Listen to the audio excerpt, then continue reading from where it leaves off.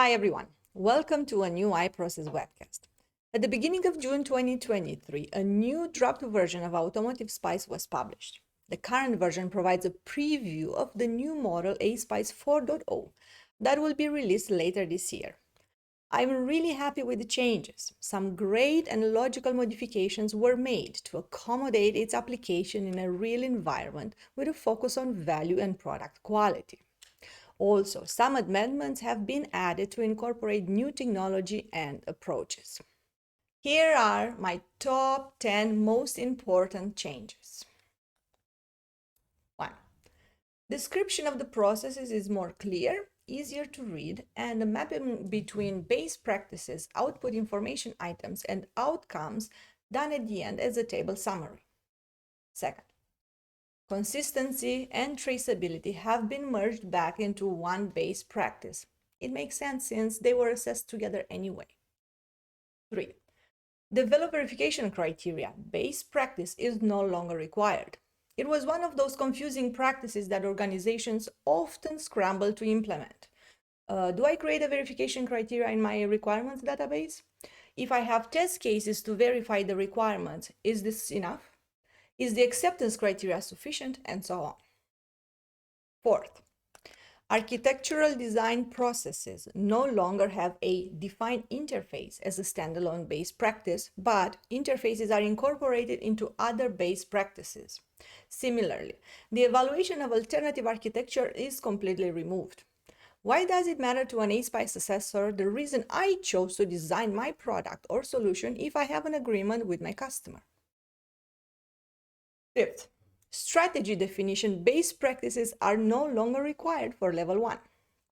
While the word strategy can seem pretentious for some engineers, the true benefit of this change is for assessors, particularly the inexperienced ones that have a predefined expectation of how a strategy should look like.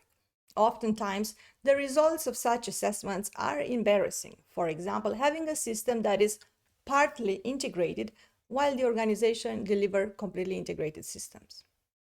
6. Integration and integration test or verification are not separate base practices anymore. Most organizations do not have a clear distinctions between the two, and with continuous integration and continuous verification activities interchanged, it makes sense not to have them evaluated separately. 7th, validation of the end product is a newly introduced process.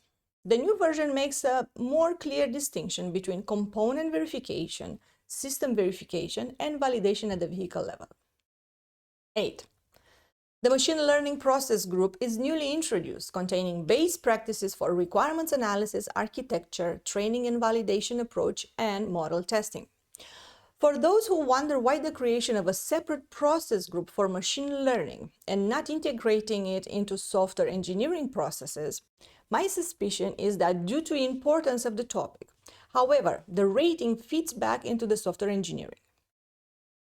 9th, the hardware engineering processes, while not new, Hardware SPICE was released in December 2020, are integrated into the current version of ASPICE for a better overview of complete product development. And 10. Notes have been updated and rephrased, not to be interpreted as a checklist anymore. Of course, the reference model overview has been adjusted to incorporate the changes, and a few tweaks were made to improve flow and readability. Terminology has been updated to align with current standards and practices. Assessment indicator got a complete makeover with the introduction of information items, and a distinction between process reference models and process assessment models and life cycle models was added.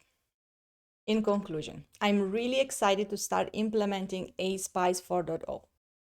iProcess can help with guidance, gap assessment, and implementation roadmap and support for process improvement based on ASPICE and other industry standards and models. We are not only telling you what you did wrong, we can help fix it.